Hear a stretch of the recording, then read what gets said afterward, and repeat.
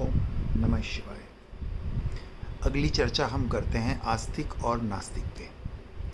आस्तिक का अर्थ होता है उसकी जानकारी, उस पर वर्तन।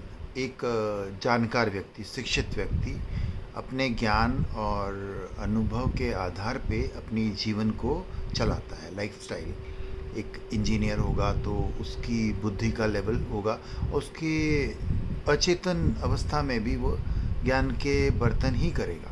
बिहेवियर्स उसके बहुत सिविलाइज्ड होंगे। एक बार जिसे पता चल गया कि आग में हाथ जलता है, वो जीवन में कभी आग में नहीं कूदेगा।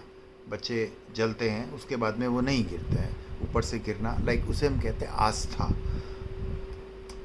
हमारी जो जानकारियां हैं उस पर हम बिलीव करते हैं। हम जैसे कि हम संपूर्ण ज्ञान को तो नहीं ले सकते, लेकिन हमारा एक जस्टिफिकेशन होता है। हम एक समय के बाद में हम जान जाते हैं कि इसने हमने 100, 200, 500 जटिल से जटिल सवाल के जवाब यहाँ मिल रहे हैं, हमें आगे भी मिलने की संभावना है। तो ये हमारी आस्था बनती है और हम जिज्ञासु होते हैं और अपने इन्फॉर्मेशंस को दिमाग में संग्रहित करें, क्योंकि हम आज्ञा सूचक नहीं, मानव मस्तिष्क आज्ञा सूचक नहीं होता। इन्फॉर्मेशंस लाइक जानकारियाँ लेता है और उसके अनुसार ही वर्तन करता है। जब तक आश्वस्त हो जाएगा, वह एक एक्सपर्ट हो जाएगा। ये होता है आस्तिक। और नास्तिक का अर्थ है कि जब तक मुझे किसी बात के जानकारी नहीं, कोई मुझे समझ नहीं है, मैं उस चीज़ को आंख बंद करके नहीं मान सकता। मैं जानकारियों पर विश्वास करता हूँ। जितनी मेरी जानकारी है उतनी ही मेरी आस्था है। तो मैं कंप्लीटली नास्तिक हूँ। जो आध्यात्मिक क्षेत्र के बारे में जो कही जाती वो वाला नास्तिक। अन्यथा उसके पास बहुत सारी जानकारियाँ, उसे तो मानता ही है, नास्तिक जैसा कोई होता नहीं है, लेकिन वो पर्टिकुलर सब्जेक्ट पे अपने आप को नास्तिक कहता है, क्योंकि उस बारे में उसका कोई इन्फॉर्मेशन नहीं है। और तीसरी कैटेगरी होती है जानकारियाँ कुछ नहीं होती, कोई इन्फॉर्मेशन नहीं है। आप कोई सवाल करो, कुछ भी पता नहीं है, लेकिन वो मानते हैं क्योंकि उसके माँ बाप, परिवार, समाज जो भी है मानते हैं। वो पीढ़ी दर पीढ़ी चला आ रहा है तो मानते हैं कि भाई मेरा बाप डॉक्टर है तो मैं भी डॉक्टर लिख दूंगा अपने नाम के आगे, और मैं भी चाहूँ तो अब किसी का ऑपरेशन कर लूँ। ऐसा होता नहीं है ना। तो यही चीज़ें चल रही है कि समाज में अब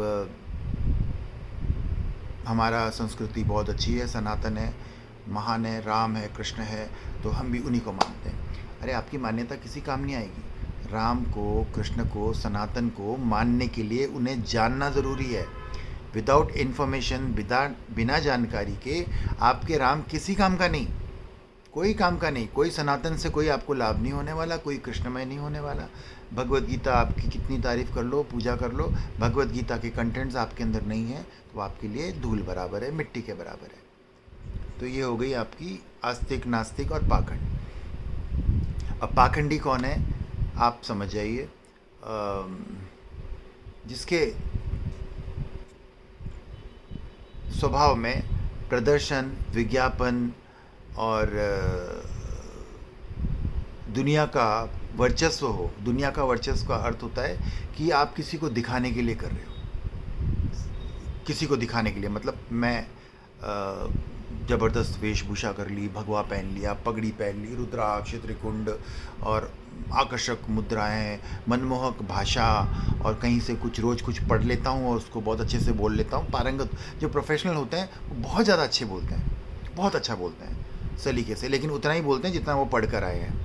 आप आत्मज्ञान नहीं होता उन्हें। तो उनका धर्म तब तक टिका होता है जब तक लोग होते हैं। दिखावटी धर्म भी, जैसे ही लोग चले जाते हैं वो अपने आप में आ जाते हैं। They are like them. 24 घंटे जो अपने स्वभाव में रहता है उसी को धर्म कहते हैं, उसी को अध्यात्म कहते हैं। लोगों को दिखाने के लिए नहीं।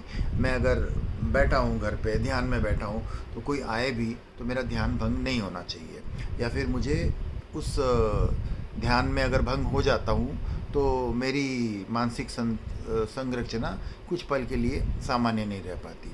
और यही अगर इसके विपरीत, अगर हम बैठे हैं कहीं भी, सपोज मैं अगर साधु वेशभूषा में हूँ, जैसे ही लोग आने लगते हैं तो मैं एकदम अप टू डेट बैठ जाता हूँ, ऐसा ताकि लोगों में अच्छा दिखे, वो बहुत बड़ा पाखंडी होता है। आपको ज्ञान से मतलब है ना, इन्फॉर्मेशन से। आपको उससे ज़्यादा कुछ नहीं करना है। आप अपनी मुक्ति अपनी आत्मा और ध्यान और धर्म और ज्ञान से और आपकी सोच विचार समझ से करोगे। किसी को दिखाने से वो आपको सर्टिफिकेट नहीं देने वाला मुक्ति का। आप जो चल रहा है, आपके हाथ में माला है या नहीं है, मन की माला जो चल रही फिर गई होती है ना, संसार को देख रही है और वही आँख पीछे चली जाती है तो अपने आप को देखती है। तो वो कहते हैं मन की माला फेर, मन का मण का फेर। अध्यात्म क्या है? एक तो है थॉट प्रोसेस, आपकी विचारधारा, 24 घंटे आप किस सोच में रहते हो। दूसरी बात, आप कैसा सोचते हो, आपकी सोच कहाँ है। प्रत्येक हमारे 7 चक्र होते हैं, प्रत्येक मनुष्य के कहीं ना कहीं चक्र अटके हुए होते हैं। तो जहाँ ज़्यादा अटका होता है, ब्लॉकेजेस होते हैं, उसका चिंतन वहीं रहता है। सपोज़ कोई चरित्रहीन व्यक्ति कहीं भी आता है, कहीं भी जाता है, तो उसकी दृष्टि में सिर्फ काम वासना ही होगी। या तो वो किसी को काम दृष्टि से देखेगा, या फिर वो ये देखेगा कि सामने वाले को भी वैसा ही सोचेगा कि इसकी चिंतन यही चल रहा है। देखो यहाँ से कुछ लड़कियाँ गुजरी हैं, तो देखो इसको देख के इसका मन भटक गया होगा। ये वो उसी दृष्टि में सोचेंगे जैसे वो होते हैं। और जिनके स्वाधिष्ठान में अटका होता है, वो दूसरों के बारे में, उनका अपना चिंतन तो अलग होता है, दूसरों के बारे में उनका होता है कि घूमने फिरने की बातें कर लेंगे। चलो देखो यार मेरी गाड़ी कितनी अच्छी, तुम भी देखो कैसा है। ये प्रदर्शन में रहते हैं और सामने वाले को भी वैसा ही समझते हैं। और तीसरा होता है हृदय, कॉन्फिडेंस, आत्मविश्वास। बड़े पुरुषार्थी होते हैं, जैसे कि राष्ट्रपति, प्रधानमंत्री या विश्व के नरेंद्र मोदी या योगी आदित्यनाथ, बड़े आत्मविश्वासी, इनके अंदर कर्मठता होती है। ये दूसरों को भी इसी दृष्टि में देखना चाहते हैं और समझना चाहते हैं, क्योंकि इनका विवेक थोड़ा जागृत हो जाता है। इन्हें पता है कि सब एक जैसे नहीं होते। वो बुरे को भी देख पाते हैं, अच्छे को भी देख पाते हैं, और विकासशील ही ध्यान होता है। और उसके ऊपर आता है हृदय चक्र।